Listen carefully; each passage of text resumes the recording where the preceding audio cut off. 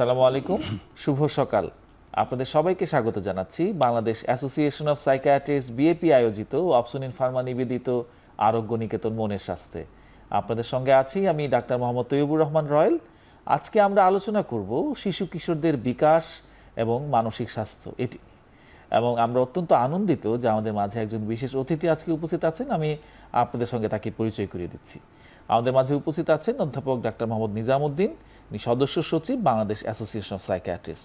Sir, আপনাকে আমাদের মাঝে পেয়ে আমরা খুবই আনন্দিত, আপনাকে স্বাগত জানাচ্ছি। ধন্যবাদ।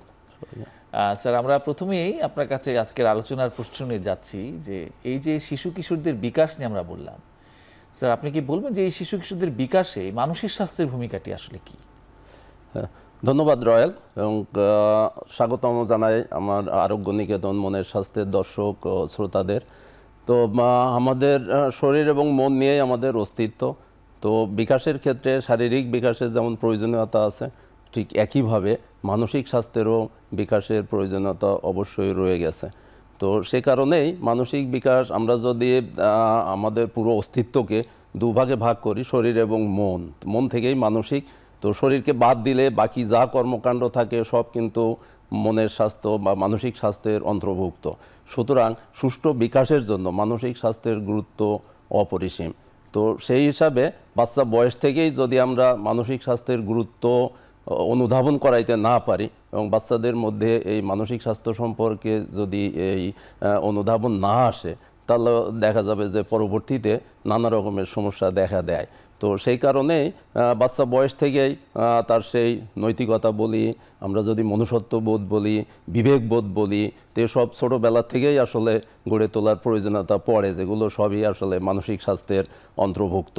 তো যে কারণে আমরা যদি এই বিষয়গুলোকে অবহেলা করি, এই বিষয়গুলোকে ওভারলুক করে চলি, তো বাচ্চাদের সেই মানসিক স্বাস্থ্যের বিকাশ ঘটে না, এবং না ঘটার ফলে পরবর্তীতে নানা রকম আমরা বর্তমানে যে পারিবারিক অস্থিরতা, সামাজিক অস্থিরতা, এমনকি রাষ্ট্রীয় অস্থিরতা সব মিলাইয়া বাচ্চাদের মধ্যেও যে ধরনের বিভিন্ন রকমের অধঃপতন দেখি, যে তারা ইন্টারনেটে আসক্ত হয়ে যাচ্ছে, বিভিন্ন রকমের মাদকাসক্তির দিকে ধাবিত হচ্ছে, অথবা এর আরও বেশি একটু চিন্তাভাবনা করলে আমরা দেখি কিশোর গ্যাং বা আরও অপরাধমূলক যেসব কর্মকাণ্ডের মধ্যে জড়াই যাচ্ছে।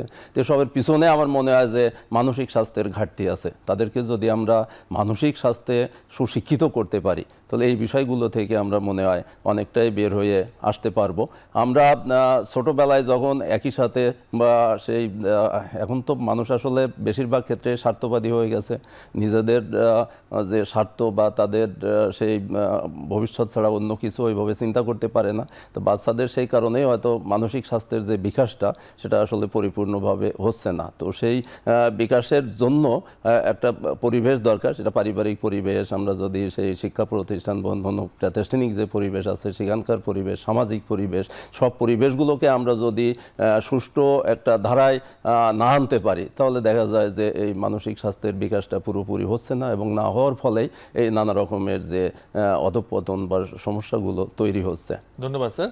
আমি জানতে চাচ্ছি যে তাহলে শিশুদের মানসিক বিকাশের উপাদানগুলো কি, কোন কোন ফ্যাক্টরগুলো এই শিশুদের মানসিক বিকাশটাকে সম্পূর্ণ করে? আমরা যদি ওভাবেই বিবেচনা করি, তাহলে কোনো একটা জিনিসের যদি আমরা গঠনতন্ত্র নিয়ে আলাপ করি, যদি আমি শুধু একটা কলম নিয়েই যদি আলাপ করি, আমার পকেটে একটা কলম আছে, তো কলমটা তৈরি করতে হলে একটা র ম্যাটেরিয়ালস লাগে, তো লাগছে সেখানে, এবং এটাকে তৈরি করার জন্য, একে এই শেপ দেওয়ার জন্য একটা ছাঁচ লাগছে, এবং সেই ছাঁচ বা ডায়াস যাই বলি না কেন আমরা, তো সেটাকে পরিপূর্ণ করতে হলে নিশ্চয়ই একটা ফ্যাক্টরি লাগছে, যেটাকে আমরা ফ্যাক্টরি বা সেই কারখানা বলি, এবং সেই কারখানাকে যদি আমরা রক্ষণাবেক্ষণ করতে চাই, তো অবশ্যই তাকে বাউন্ডারি দিতে হয়েছে, সেখানে বিভিন্ন রকমের সেই প্রতিরক্ষামূলক ব্যবস্থা নিতে হয়েছে। তো সেই হিসাবে আমরা যদি সহজ ভাষায় বলতে চাই যে শিশুকে আমরা র ম্যাটেরিয়ালসের সঙ্গে তুলনা করতে পারি, এবং ডায়াস বা ছাঁচকে আমরা প্যারেন্টকে তুলনা করতে পারি, এবং পুরো পরিবারকে আমরা হচ্ছে একটা ফ্যাক্টরির সঙ্গে তুলনা করতে পারি এবং আমাদের যে সামাজিক প্রেক্ষাপট, শিক্ষা প্রতিষ্ঠান, আমরা যদি বিভিন্ন যে মিডিয়ার কথা বলি, সেটা সোশ্যাল মিডিয়া হোক, ইলেকট্রনিক মিডিয়া বা প্রিন্টিং মিডিয়া, সব মিলাইয়া আসলে বাউন্ডারির কাজটা করে। তো সেজন্য বাচ্চার যে আমরা যদি সুস্থ ডেভেলপমেন্ট বা তার সেই মনোবিকাশের কথা চিন্তা করি, তাহলে এই ফ্যাক্টরগুলো আসলে একটার পর একটা এর সঙ্গে জড়ায়ে পড়ে। তাহলে র ম্যাটেরিয়ালসকে আমরা কিভাবে ব্যবহার করব, তো সেই র ম্যাটেরিয়ালসকে ব্যবহার করতে হলে, শেপ দিতে হলে, যেটা বললাম যে ডায়াস বা একটা সাসের প্রয়োজন পড়ে, তো সেই ডায়াস বা সাস হিসাবে কাজ করে প্যারেন্টসরা। তো সুতরাং এখানে প্যারেন্টসের ভূমিকা তো অবশ্যই অত্যাবশ্যকীয় বা গুরুত্বপূর্ণ, কারণ ডায়াস যদি ঠিক না থাকে, ডায়াসের যদি কোথাও ছিদ্র থাকে বা ফাটাফোটা থাকে, তাহলে দেখা যাবে যে আমরা যে জিনিসটা বানাইতে চাচ্ছি ওটা পুরোপুরি শেপ মতো হচ্ছে না, এবং তা যদি না হয় তো ওটা সেভাবে ফাংশন করবে না। তো সেখানে দেখা যাবে যে ঝামেলা হয়। এবং পারিবারিক যে বিষয়টা বললাম যে ফ্যাক্টরিতে যদি সেটাকে সুষ্ঠুভাবে প্রতিরক্ষা না করা যায়, মানে রক্ষণাবেক্ষণ না করা যায়, সেখানে যদি বিভিন্ন রকমের সমস্যা থাকে, তাহলে সেই আমরা যে জিনিসটা তৈরি করতে চাচ্ছি এই জিনিসটাকেও আসলে সুষ্ঠুভাবে তৈরি করতে পারবো না, সেখানকার একটা পরিবেশ লাগে। তো সেই কারণে ফ্যামিলি যদি ব্রেকডাউন হয়, ফ্যামিলির মধ্যে যদি সমস্যা থাকে, তাহলে বাচ্চাদের এই বিকাশটা আসলে সুষ্ঠুভাবে গড়ে উঠতে পারে না। এবং এর সাথে বাউন্ডারি যদি ভাঙ্গা থাকে, তো সেখানে পোকামাকড় ঢুকবে, শিয়াল কুকুর ঢুকবে, ফ্যাক্টরিকে নষ্ট করবে।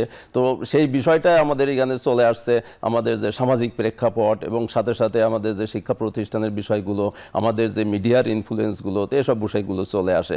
তো সেই কারণেই এই সব ফ্যাক্টরগুলো মিলাইয়েই আসলে বাচ্চার যে বিকশিত হওয়ার যে বিষয়টা, সেটা শারীরিক হোক, মানসিক হোক, সেখানে এই বিষয়গুলো কাজ করে। তো এখন র ম্যাটেরিয়ালসকে সেই ব্যবহারেরও তো বিষয়গুলো থেকে যায়, যে আমি এই কলম তৈরির ম্যাটেরিয়ালস দিয়ে আমি তো এটা দিয়ে রড বানাইতে পারবো না, আমি তো এটা দিয়ে অন্য ট্রেন বা অন্য কিছু বানাইতে পারবো না, এটা দিয়ে কলমই বানাইতে হবে। কলম থেকে হয়তো বিভিন্ন ধরনের কিছু বানানো যেতে পারে, বা এই ম্যাটেরিয়ালস থেকে যতটুকু সম্ভব হয়তো সেই মডিফাই করে কিছু তৈরি করা যাবে। কিন্তু আমাদের এখন যদি এই বিষয় নিয়ে একটু আলাপ করি, যে প্যারেন্টসদের বা সেই পারিবারিক যে আত্মীয় স্বজন বা লোকজন আছে, তাদের আসলে চাওয়া পাওয়ার শেষ নাই। তারা যে কোনো ম্যাটেরিয়ালস দিয়েই যে সেখানে সেই যে কোনো বাচ্চাদের প্রতি তাদের চাওয়া পাওয়া বা তাদের প্রতি যে আশা, সেটা আসলে আকাশচুম্বী। তো সুতরাং বাচ্চাদের উপর সেই প্রেশারাইজের ফলে দেখা যায় যে অনেক ধরনের সমস্যা সেখানে ঘটে যাচ্ছে, যে বাচ্চারা প্রেশারাইজড হয়ে বা যে ম্যাটেরিয়াল যার যতটুকু ক্ষমতা, সে যতটুকু পারে সেই ধরনের বিষয়টাকে আইডেন্টিফাই না করে বা সেখানে সেটাকে শনাক্ত না করে তার উপরে প্রেশার করার চাপ বা অতিরিক্ত চাপের ফলে দেখা যায় যে বাচ্চারা এখান থেকে ডেভিয়েটেড হয়ে যাচ্ছে, বা তাদের সেই মানসিক বিকাশের ক্ষেত্রে দেখা যায় যে সেখানে সমস্যা তৈরি হচ্ছে, যে কারণে তারা যে স্বাভাবিক যে কর্মকাণ্ডটা বা তার জন্য যতটুকু করার প্রয়োজন ছিল বা ক্ষমতা ছিল, সেটাও সে পারছে না, সেখান থেকে বাধাগ্রস্ত হয়ে যাচ্ছে। তো সেই কারণে সব ফ্যাক্টরগুলোকে আমরা যদি মোটামুটি একটা নিউট্রালাইজ করতে পারি বা ফ্যাক্টরগুলোকে সেভাবে বাচ্চার উপযোগী করে তৈরি করতে পারি, তাহলে দেখা যাবে যে এগুলা অনেকটাই উপকারে চলে আসবে, বা দেখা যাবে যে বাচ্চাদের বিকাশের জন্য সহায়ক ভূমিকা পালন করবে। ধন্যবাদ স্যার, বেশ সুন্দর কিছু উপমা দিয়ে আমাদেরকে বুঝিয়ে বলেছেন। আমি স্যার এইটার প্রসঙ্গ ধরিয়ে আসছি, আপনি যেমন সেই ডাইসের কথা বললেন, অর্থাৎ সেই পিতামাতা তার মানসিক গঠনের একটা গুরুত্বপূর্ণ ভূমিকা রাখছে। ইদানিং আমরা প্যারেন্টিংয়ের কথা শুনছি, বিভিন্ন রকমের সোশ্যাল মিডিয়ার প্ল্যাটফর্মগুলোতে প্যারেন্টিং নিয়ে আলোচনা হচ্ছে, অনেক রকম ওয়ার্কশপ হচ্ছে, মানুষের এক ধরনের সচেতনতা তৈরি হচ্ছে। তো এই প্যারেন্টিংয়ের ভূমিকাটা কি? আপনি যেটিকে ছাঁচের সঙ্গে তুলনা করলেন, আসলে সাইকোলজির ভাষাতে সেই ছাঁচটি আসলে কিভাবে কাজ করে একটা শিশুর মনোবিকাশে? প্যারেন্টারিং বা আমরা যদি অভিভাবকত্ব বলি, আসলে এটা একটা গুরুত্বপূর্ণ বিষয়। কারণ আমরা এটুকু স্বাভাবিক জ্ঞান থেকেই আমরা জানি নেতৃত্ব একটা গুরুত্বপূর্ণ ভূমিকা রাখে যে কোনো কর্মকাণ্ডে।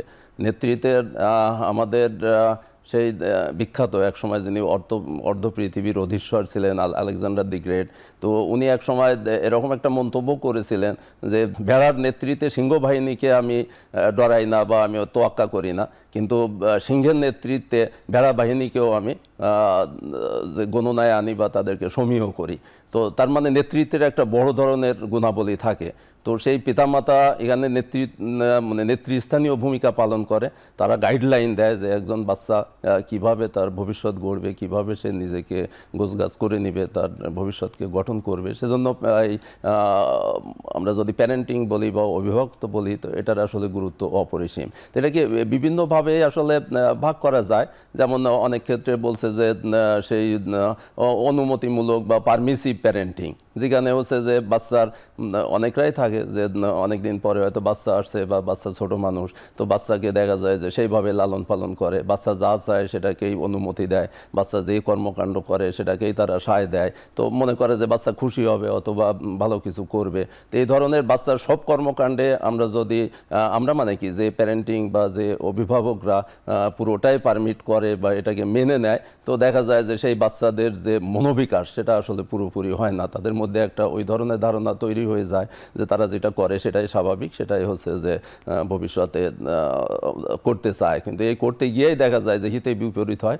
বড় হয়ে তারা এক ধরনের একগুঁয়েমিপনায় ভোগে বা এক ধরনের সেই চাওয়া পাওয়া নিজেরা যেভাবে সেই দিকেই আসলে ধাবিত হয়। তো সেজন্য বাচ্চাদেরকে বলা হয় যে ছোটবেলায় পাওয়ার আনন্দ, না পাওয়ার বেদনা, এগুলো বাচ্চাদেরকে শেখাতে হবে। কোনটা ভালো কোনটা মন্দ সেই ব্যাপারে গাইডলাইন দিতে হবে। তো সেই ধরনের অভিভাবক চলে আসে। পরবর্তীতে যেটা বলা হয় যে স্যার, আমরা পরবর্তী আলোচনায় আসবো এই পারমিসিভ প্যারেন্টিং এর পরে। আমাদের একটা বিরতির সময় হয়েছে, বিরতির পরে আমরা আবার সেই প্রসঙ্গে ফিরে আসছি।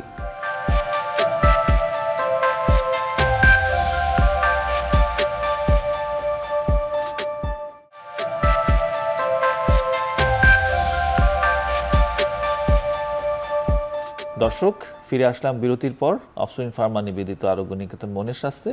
স্যার, আমরা প্যারেন্টিং এর ভূমিকা নিয়ে আলোচনা করছিলাম, আপনি পারমিসিভ প্যারেন্টিং এর কথা বলেছেন, এরপর আপনি কি বলতে চান? পরবর্তী ধাপের আরেকটা প্যারেন্টিং এর যে আলোচনা বা এখন বিভিন্ন মিডিয়ায় বা বিভিন্নভাবে আলোচনা হচ্ছে, যেটাকে বলা হয় অথরিটেটিভ অথবা কর্তৃত্ব পরায়ণ প্যারেন্টিং বা অভিভাবকত্ব। তো সেটাতে চলে আসে যে বাচ্চাকে ভালো মন্দ সব সেভাবে শেখানো, ভালো কাজের জন্য তাকে উৎসাহ দেওয়া, খারাপ কাজের জন্য সেই সিস্টেমিক ওয়েতে বা ভালোভাবে তাকে সেখান থেকে ফিরাই আনা বা গালমন্দ দেওয়া। তো সেই হিসাবে তাকে সেইভাবে শেপ করা, ভালো মন্দ বিচার করে যাতে সে ভবিষ্যতের জন্য তৈরি হতে পারে, তার জন্য কোনটা করণীয় না, বা চাওয়া পাওয়া সবসময় চাইলেই পাওয়া যাবে না, সেই চাওয়া পাওয়ার যে বিষয়টা সেগুলো তাকে শিক্ষা দেওয়া। তার মানে বাচ্চাকে একটা পরিপূর্ণভাবে যে ভালো মন্দ বিচার করে চাওয়া পাওয়ার সব বিষয়গুলোকে নিয়েই গড়ে তোলাতে, সেটাকে সাধারণত কর্তৃত্ব পরায়ণ বা অথরিটেটিভ যে প্যারেন্টিং সেটাই বলা হয়। তো বলা হয় যে এই প্যারেন্টিংয়ের যে স্টাইল, এটাই আসলে গ্রহণযোগ্য বা বাচ্চাদের ভবিষ্যতের জন্য খুব মোটামুটি আর কি ভালো হয়। এরপরে আরেকটা ধাপে বলা হয় যে অটোক্রেটিক। কিছু যে বাবা মা আছে যে অটোক্রেটিক বা স্বৈরাচারী যে অভিভাবকত্ব বা এ ধরনেরই, যে বাচ্চাদেরকে কোনো কথাই তাদের শোনা হয় না, কোনো রকমের মূল্য দেওয়া হয় না, আমরা যা বলবো তাই। প্যারেন্ট যারা যেভাবে বাচ্চাদেরকে গাইডলাইন করবে বা যেভাবে তাদেরকে লালন পালন করবে বা যা বলবে সেটাই তাদেরকে মানতে হবে, সেটা শুনতে হবে। তো এটা শুনতে গিয়ে বাচ্চাদেরও তো মন আছে, তাদেরও মনোবিকাশ আছে, তাদেরও বলার কিছু বোঝাপড়ার বিষয় থাকে। তো যে কারণে হয়তো শুরুর দিকে শোনে, এক সময় গিয়ে দেখা যায় যে এটা হিতে বিপরীত হয়ে যায়। আমরা অনেক বাচ্চাকেই পাই যে মা বাবার বিরুদ্ধে তারা বিদ্রোহী ঘোষণা করে, মা বাবাকে শত্রু মনে করে। তো যে কারণে এক সময় গিয়ে দেখা যায় যে মানসিকভাবে বিপর্যস্ত হয় এবং বিভিন্ন রকমের মানসিক স্বাস্থ্যের যে মানসিক অসুখের যে বিষয়গুলো, সেখানে এই ধরনের প্যারেন্টিং বা অভিভাবকত্বের ক্ষেত্রে চলে আসতে পারে। আর এর পরে যেটা আসে যে আমরা বলি ডিপেন্ডেবল বা হচ্ছে যে সেই কি বলবো নির্ভরশীল অভিভাবকত্ব বা প্যারেন্টারিং। তো সেখানেও আবার ওই একই রকমের যে বাচ্চাকে কিছু করতে দেয় না, বাচ্চা ছোট মানুষ, ও পারবে না, ওর করার দরকার নাই, তার সব কাজ কর্মই হচ্ছে প্যারেন্ট বা যারা তাকে সহযোগিতা করে তারা সবাই নিজেরাই করে দেয়। তো এটা করার ফলে বাচ্চা দেখা যায় একেবারে নির্ভরশীল হয়ে যায়। ভবিষ্যতে যে সে নিজের পায়ে নিজে দাঁড়াবে বা কিছু একটা করবে, সেই ধরনের কর্মকাণ্ড থেকে তারা অনেকটাই পিছিয়ে পড়ে এবং সে ওইভাবে করতে পারে না। আমি যখন কুমিল্লা মেডিকেলে ছিলাম তখন হচ্ছে যে স্টুডেন্টদের এই এইসব নিয়ে আমাদের প্রিন্সিপাল ছিলেন মহসিনুজ্জামান স্যার। তো উনি মাঝে মাঝে এটা বলতেন যে তো বাচ্চাদের তো ফার্মের মুরগি বানাই ফেলছো, তো এই ফার্মের মুরগি বানালে তো ওরা আসলে কুড়াই খাইতে পারবো না, ওদেরকে তো দেশি মুরগির মতো কিছু কাজকর্ম শিখাইতে হবে বা করতে হবে। তো এই যেটা বললাম যে নির্ভরশীল এই অভিভাবক তো বাচ্চাদেরকে আসলে এক ধরনের পঙ্গুত্বের দিকে নিয়ে যায়, যদিও বাচ্চারা সবসময় হয়তো বাবা মায়ের সেই কথাবার্তা শোনে বা তাদের সেই খুব প্রিয় হয়তো সন্তান হয়, কিন্তু ভবিষ্যতে নিজেদের পায়ে নিজেরা দাঁড়িয়ে যে ভালো কাজকর্ম করবে বা ভবিষ্যৎ নিজেদেরকে সেইভাবে গড়ে নিবে, সেসব ক্ষেত্রে দেখা যায় যে কিছু সমস্যা তৈরি হয়। তো সব মিলাইয়া প্যারেন্টিংয়ের এই স্টাইলগুলো এভাবে হয়তো ভাগ করা আছে, কিন্তু সব মিলাইয়া যদি আমরা অভিভাবক বা প্যারেন্টের কথাটা বলি, তো বাচ্চাদেরকে সেভাবেই আসলে গাইডলাইন দেওয়া উচিত, যাতে বাচ্চারা তাদের ভবিষ্যৎকে গড়ে নিতে পারে, তারা নিজেরা ভবিষ্যতে নিজেদের পায়ে দাঁড়াতে পারে। শুধু সেটা না, পড়াশুনোর ব্যাপারেও আমাদের বা প্যারেন্টিংয়ের অভিভাবকদের কাজটা হচ্ছে তো বাচ্চাদের মধ্যে সেই আগ্রহটা তৈরি করে দেওয়া।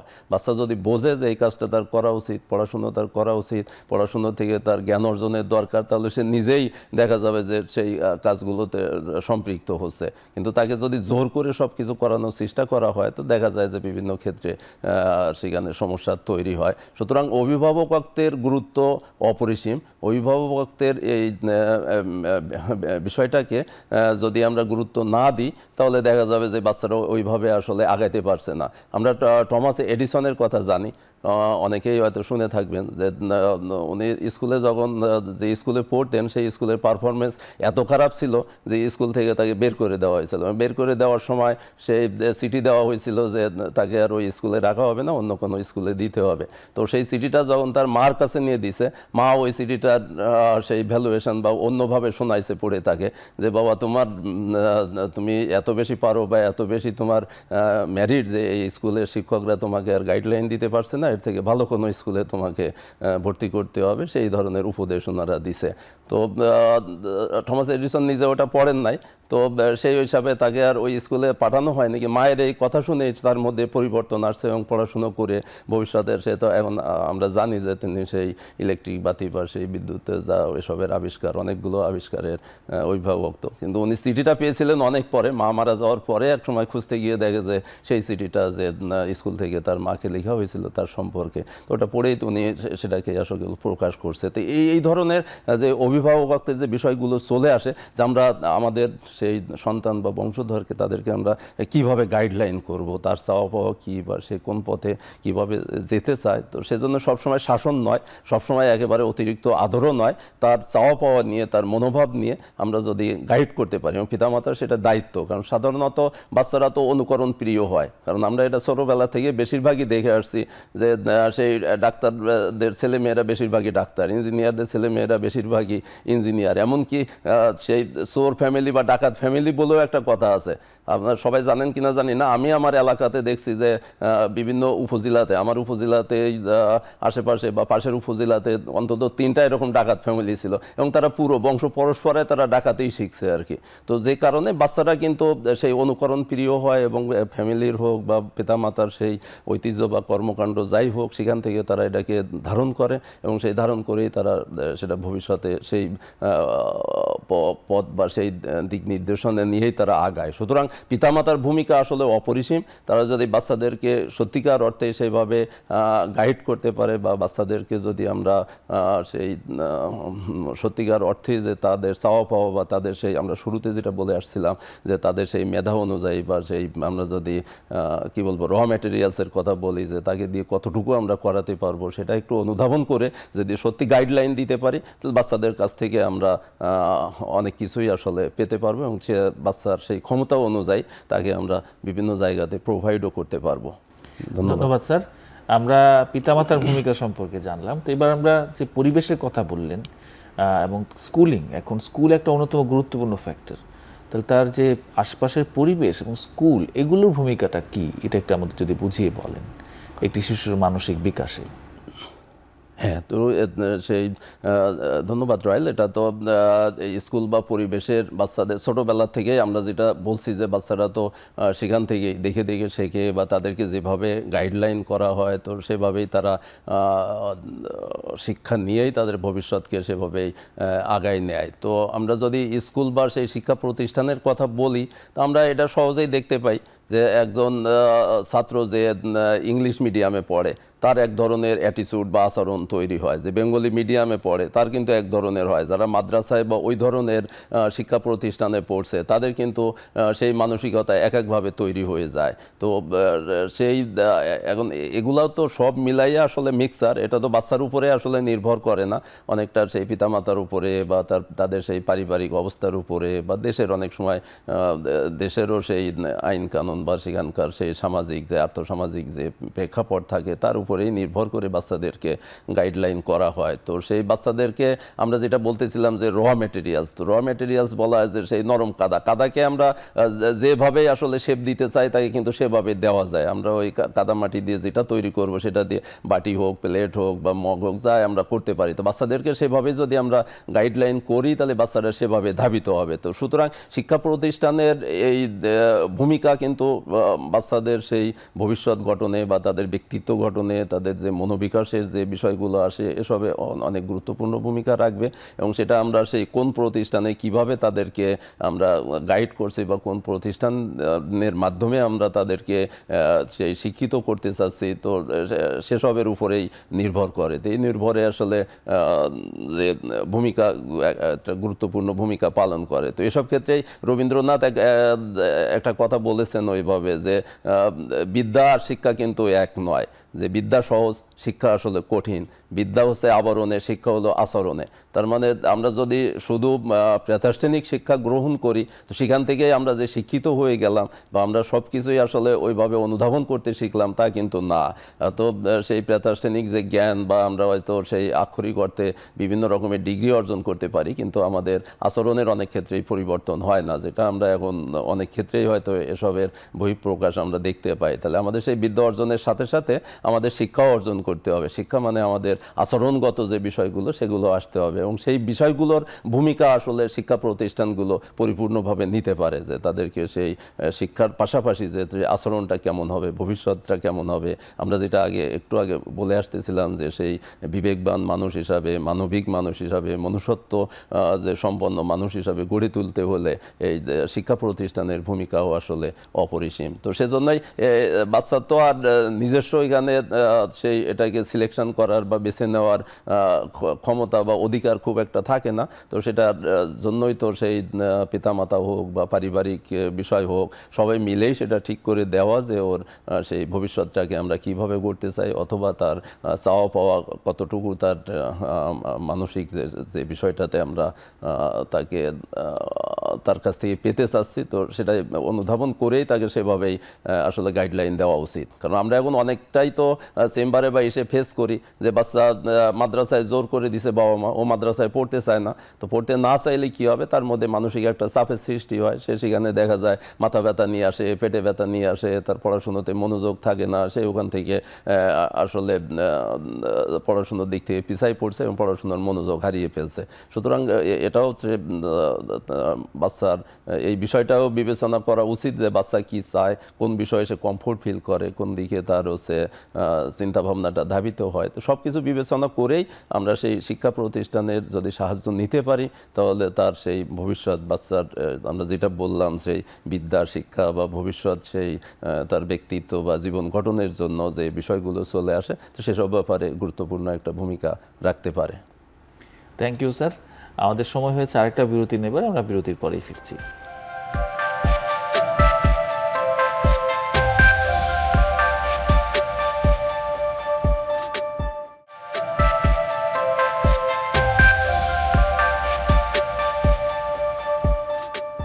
দর্শক, ফিরে আসলাম বিরতির পর। অপশন ফার্মা নিবেদিত আরোগ্য নিকেতন মনের স্বাস্থ্যে। স্যার, আমরা স্কুলের ভূমিকা নিয়ে কথা বলছিলাম। তো স্কুলের একটা অন্যতম গুরুত্বপূর্ণ অনুষঙ্গ হচ্ছে তাদের সঙ্গী সাথী, বা একটা বাচ্চা যখন বড় হচ্ছে, আস্তে আস্তে শিশু থেকে কৈশোরে সে অবতীর্ণ হচ্ছে, তখন কিন্তু আমরা দেখতে পাচ্ছি যে তার বন্ধু বান্ধব তৈরি হচ্ছে, খেলার সাথী তৈরি হচ্ছে। এই যে এই পিয়ার প্রেশার অনেক সময় তাদের আচরণকে শেপ করে বা তাদের আচরণে প্রভাব ফেলে। তো এই পিয়ার প্রেশার সম্পর্কে স্যার বলবেন কিনা? হ্যাঁ, একটু তো বলা যায়। ধন্যবাদ রয়েল, এসব একটু গুরুত্বপূর্ণ ইস্যু নিয়ে বা একটা বিষয় নিয়ে আলাপ করার জন্য। তো পিয়ার প্রেশার তো একসময় তৈরি হয়, তার আগে তো আমরা শিশু, কৈশোর বা যুবক এভাবে আসলে ভাগ করি। শিশু অবস্থাটা তো আমাদের সেই বাচ্চাদের একভাবে কাটে, কিন্তু শিশু থেকে যখন কৈশোরে যায় তখন তাদের মধ্যে একটা পরিবর্তন পরিলক্ষিত হয়। সেটা বিভিন্ন শারীরিক পরিবর্তন হয়, সেখানে মানসিক পরিবর্তন হয়। তো এসবের পরিবর্তনের জন্য বিভিন্ন রকমের যে বিষয়গুলো আছে, হরমোন হোক বা অন্যান্য বিষয়গুলো এসবের উপরে প্রভাব ফেলে। আর একটা স্টেজ থেকে আর একটা স্টেজে আমরা যদি ওভাবেই বলি যে সেই শিশু থেকে কৈশোরে যখন যাচ্ছে তখন তার মধ্যে পুরোপুরি একটা যে শনাক্তকরণের যে বিষয়টা সেটা চলে আসে। ছেলে হোক বা মেয়ে হোক, শিশু অবস্থায় আমরা খুব সহজে হয়তো এটাকে আইডেন্টিফাই করতে পারি না, কিন্তু সেখানে বাহ্যিক দৃষ্টিভঙ্গি থেকে সেখানে তাদেরকে এই শনাক্ত করা যায়। তো এই শনাক্তের সাথে সাথে তাদের মধ্যে মানসিক পরিবর্তনগুলো চলে আসে। তাদের নিজেদের যে আইডেন্টিটি, যে আমি কে, আমি কি, আমি কোথা থেকে আসছি, আমার ভবিষ্যৎ কী, এসব বিষয় নিয়েও তাদের মধ্যে প্রশ্ন চলে আসে। তো এই বিভিন্ন রকমের প্রশ্নের পাশাপাশি দেখা যায় যে কিছুটা খাপ ছাড়াও মনে হয়, যে তারা মিশতে গিয়ে একটু ঝামেলায় পড়ে। বাবা মাকে অনেক মুরব্বী মনে হয়, ছোটদেরকে বেশি ছোট মনে হয়। কথাবার্তাও দেখা যায় যে তাদের মধ্যে কিছু পরিবর্তন আসে। তো বলা হয় এভাবে যে হয়তো কথাবার্তায় দেখা যায় যে মাঝে মাঝে ছোটদের মতো ন্যাকামি থাকে, আবার মাঝে মাঝে এমন কথাও বলে ফেলে যে সেখানে বড়দের মতো পাকামি চলে আসে। তো অনেক ক্ষেত্রেই দেখা যায় যে মুরব্বী যারা আছে বা আশেপাশে যারা থাকে তারা হয়তো এটাকে ওই ভালোভাবে না নিয়ে বলে যে বেয়াদব হয়ে গেছে বা বেয়াদবি করছে বা অন্য কোনো রকম পাগলামি দুষ্টুমি, যাই হোক বিভিন্নভাবেই তাদেরকে আখ্যায়িত করা হয়। তো এই সময়ে তাদের আসলে খুব বেশি যে স্বস্তি বোধ করে বা মিশতে বোধ করে পিয়ার গ্রুপ যারা থাকে, যারা তাদের সেই ক্লাসমেট হোক বা আশেপাশে যেসব বন্ধুবান্ধব থাকে, তো তাদের সাথে তারা এই বিষয়গুলোকে শেয়ার করতে বা তাদের মধ্যে সেই বিভিন্ন রকমের আবেগেরও পরিবর্তন হয় এখানে এসে। তো সেই মিলায়ে তাদের সাথে শেয়ার করতেই বেশি পছন্দ করে। তো সেই পিয়ার গ্রুপটা এখন কাদের সাথে মিশছে, কাদের সাথে সে সময় কাটাচ্ছে বা কাদের প্রতি তার সেই যে সম্পর্ক তৈরি হচ্ছে, এসব বিষয়গুলো দেখারও তো বিষয়। কিন্তু যারা মুরব্বী, সেই আমি যদি অভিভাবকদের কথা বলি অথবা পারিবারিক যে মুরব্বী যারা থাকে বা স্কুলের যেসব বিষয়গুলো বললাম সেখানে যারা শিক্ষক বা এই বিষয় থাকে, তাদেরও কিন্তু এটা দেখার বিষয় আছে। কিন্তু এটা যদি এখান থেকে কোনো কারণে সেই ডেভিয়েটেড হয়, কারণ পিয়ার গ্রুপ তো বিভিন্ন রকমের থাকে, কারণ সব মানুষ বা সব বাচ্চা তো আর সমান হবে না। কোনো বাচ্চা দেখা যায় একটু বেশি দুষ্টমি হয়, পড়াশোনায় ফাঁকি দেয় বা তার হচ্ছে অন্য রকমের ধ্যান ধারণা থাকে, তখন পিয়ার গ্রুপ যদি ওইভাবেই তৈরি হয়ে যায় তো সে ওই ইনফ্লুয়েন্সড হয়, ওর মধ্যে শেয়ার তৈরি হয়ে যায় বা সে তাকে দেখা যায় তার মতো করে তার লাইনে ধাবিত করছে বা চালিত করছে। তো সেসব কারণে এই বিষয়গুলো খেয়াল রাখার প্রয়োজনীয়তা আছে এবং বাচ্চাদেরকে সেই শিক্ষা দেওয়ারও দরকার আছে যে কোনটা ভালো কোনটা মন্দ, কোন পথে চললে সে ভালো হবে, কোন পথে চললে খারাপ হবে, কোন পথে কোন বিষয়টাকে আমাদের সামাজিক প্রেক্ষাপট। কারণ আমরা সেভাবে যদি বলি যে আমরা একটা পরিবারে বসবাস করি, আমরা একটা সমাজে বসবাস করি, আমরা যে কোনোভাবে কোনো না কোনো একটা ধর্মকে বিশ্বাস করি, আমরা কোনো একটা দেশের সেই নিয়মকানুন মেনে চলি। এক এক দেশে তো এক এক রকম সেই ধরনের ঐতিহ্য থাকে, এক এক পরিবারের এক এক ধরনের ঐতিহ্য থাকে। আমরা সেই সামাজিক প্রেক্ষাপটগুলো আসলে বিভিন্ন জায়গায় ভিন্ন হয়। তো বাচ্চাদের মধ্যে যদি আমরা এই বিষয়টাকে অনুধাবন করিয়ে দিতে পারি, তারা যদি এই বিষয়টা তারা ভালোভাবে বোঝে যে আমার কতটুকু করা উচিত, কতটুকু না করা উচিত, বা কোন তার সেই বাউন্ডারিটাকে আমরা যদি ঠিক করে দিতে পারি, তাহলে দেখা যাবে যে এই ছন্দপতন হওয়ার বা ডেভিয়েটেড হওয়ার যে সম্ভাবনাগুলো সেটা অনেক ক্ষেত্রেই কমে আসে। কিন্তু বেশিরভাগ ক্ষেত্রেই দেখা যায় যে আমরা এটা আসলে ওইভাবে পারি না। সেটা হয়তো সেই অভিভাবকদের কারণে হোক বা পারিবারিক বিভিন্ন ঐতিহ্যের কারণেই হোক বা বাচ্চাদের সেই এসব বিষয়তে যে আমরা যদি কোঅপারেশনের কথা বলি সেটার বিষয়ই হোক, সব মিলাইয়ে দেখা যায় যে আমাদের সামাজিক প্রেক্ষাপটে এই পিয়ার ইনফ্লুয়েন্সটা এখন বড় সড়ো একটা রোল প্লে করছে। তো যে কারণে এই পিয়ার ইনফ্লুয়েন্সের ফলেই আমরা যেটা বলতেছিলাম যে সেই ড্রাগ অ্যাডিকশনের ব্যাপারটা এখানেই চলে আসে। বেশিরভাগ বাচ্চাদেরই আমরা যদি বাচ্চা বা কিশোরদেরকে যদি জিজ্ঞেস করি যে কেন এটা খাইছো, তো বলে যে বন্ধু বান্ধবের পাল্লায় পড়ে খাইছি, বন্ধুরাই তাকে খাওয়াই দিছে বা একবার খাওয়ালে দুইবার খাওয়ালে তখন দেখা যায় ওটাতেই অভ্যস্ত হয়ে যায়। যে কিশোর গ্যাংয়ের কথা আমরা শুরুতে বলতেছিলাম, এখানে ওই পিয়ার ইনফ্লুয়েন্স, যদিও এখানে অন্য অন্য আরও অনেক বিষয়গুলো কাজে আসবে, কিন্তু বেশিরভাগই দেখা যাবে যে পিয়ার ইনফ্লুয়েন্সের ফলে এখানে ডেভিয়েটেড হয়ে যাচ্ছে।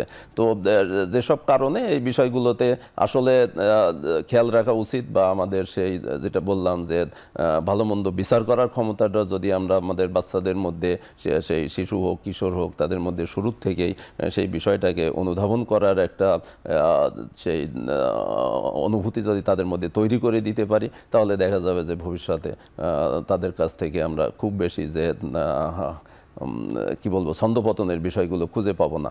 কারণ আমরা এখন যেসব বিষয়গুলো অনেক ক্ষেত্রে ফেস করি, যে বাচ্চা প্রেম করছে, এখন হয়তো প্রেমের বিষয়টা কি, যে বড় লোকের মেয়ে হয়তো গরিব মানুষের একটা ছেলের সঙ্গে প্রেম করছে, অথবা একটা মেয়ে এমন একটা ছেলের সঙ্গে প্রেম করছে যে হচ্ছে ড্রাগ অ্যাডিক্টেড, অথবা সেই সামাজিকভাবে সে মানে কি বলবো এক ধরনের বেয়াদব বলেই যদি আখ্যায়িত করি আমরা, সে অ্যাডিক্টেড হয় বা অসামাজিক কর্মকাণ্ড করে বেড়ায়। তো সেটার শেখানোর দায়িত্ব ছিল তো আসলে অভিভাবকের বা পরিবারের, শিক্ষা প্রতিষ্ঠানের। তো এইসব বিষয়গুলোতে আমাদের আসলে গ্যাপ রয়ে গেছে। তো এই গ্যাপটাকে পূরণ করে আমরা যদি শিশুদেরকে সত্যিকার অর্থে সেইভাবে আগাইয়া নিতে না পারি, সেই শিক্ষাটা যদি আমরা না দিতে পারি, তাহলে আমরা আসলে এখানে ঝামেলার মধ্যে পড়ব। কিছুদিন আগে আমরা পেপারেই পড়লাম বা শুনলাম, আমাদের সিনিয়র একজন জাপান থেকে এসে বলতেছিলেন যে জাপানের সেখানে কি ধরনের শৃঙ্খলা, কি ধরনের নিয়ম কানুন তারা মেনে চলেন। সেটা ঠিক আছে, জাপানে তারা মেনে চলতে সময় লাগছে, তাদেরকে সেভাবে শিক্ষা দিতে হয়েছে, সেখানে সেই আইনের শাসন কায়েম আছে। তার মধ্যে একটা বাচ্চাকে একবার ফেসবুকেই মনে হয় দেখলাম যে কোনো এক সাংবাদিক যেখানে রুটি বিলি করা হচ্ছে, তো উনি মনে করছেন যে বাচ্চাটা অনেক পিছনে আছে, হয়তো ওর শেষ পর্যন্ত রুটিটা পাবে না। তো ওনার একটু কেমন যেন ক্ষমতা ছিল, তো যে কারণে একটা রুটি এনে বাচ্চাটাকে দিছে, কিন্তু বাচ্চাটা রুটিটা নিছে ঠিকই, কিন্তু নিয়ে গিয়ে আবার সেই জায়গাতে রেখে আসছে। তো প্রশ্ন করা হলো রাখলা কেন?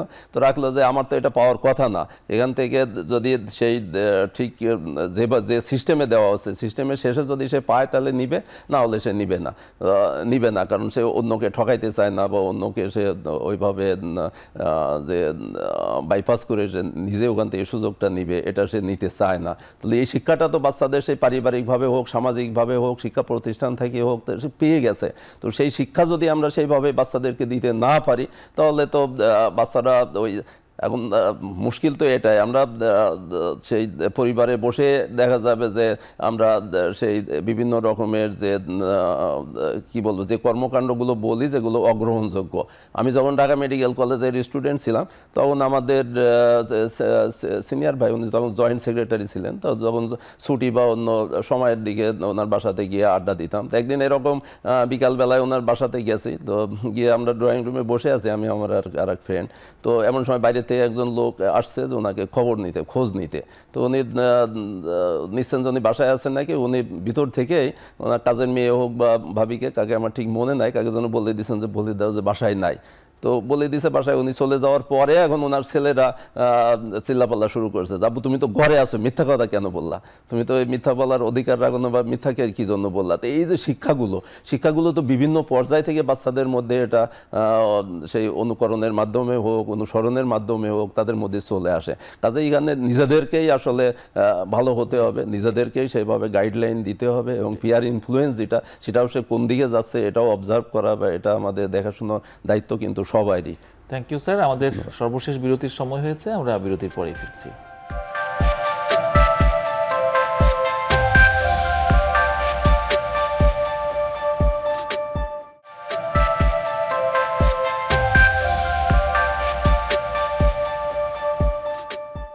দর্শক, ফিরে আসলাম সর্বশেষ বিরতির পর। অপসনিন ফার্মা নিবেদিত আরোগ্য নিকেতন মনের স্বাস্থ্যে। স্যার, আমরা অনুষ্ঠানের শেষ পর্বে আছি এখন।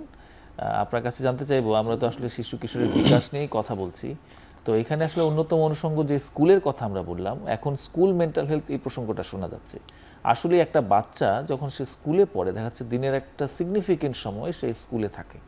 টিচারদের ইনফ্লুয়েন্স যেমন আছে, তেমন কিন্তু তার পিয়ারদের ইনফ্লুয়েন্সও আছে। তো স্কুল মেন্টাল হেলথের মাধ্যমে আমরা কিভাবে একটা শিশুর প্রবলেমগুলোকে আইডেন্টিফাই করতে পারি, এবং তাদের এই মানসিক বিকাশে এবং মানসিক সমস্যার সমাধানে স্কুল মেন্টাল হেলথ কী ভূমিকা রাখতে পারে? হ্যাঁ, ধন্যবাদ রয়েল। আমরা তো সত্যিকার যে বিষয়গুলো নিয়ে আলাপ করছি, আমরা কিন্তু প্রতিরোধের বিষয় দিকে নিয়েই বেশি হয়তো কথা বলে ফেললাম।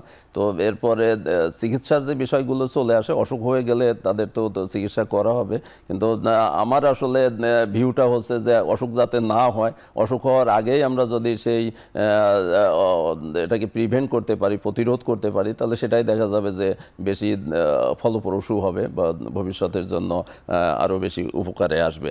তো সেই কারণে স্কুল হেলথ, আমরা মানসিক স্বাস্থ্যকে আমরা শুরুতেই বলছি যে আসলে মানসিক স্বাস্থ্য আমাদের কাছে একেবারেই গুরুত্বহীন, এমনকি আমরা বুঝিও না মানসিক স্বাস্থ্য কি।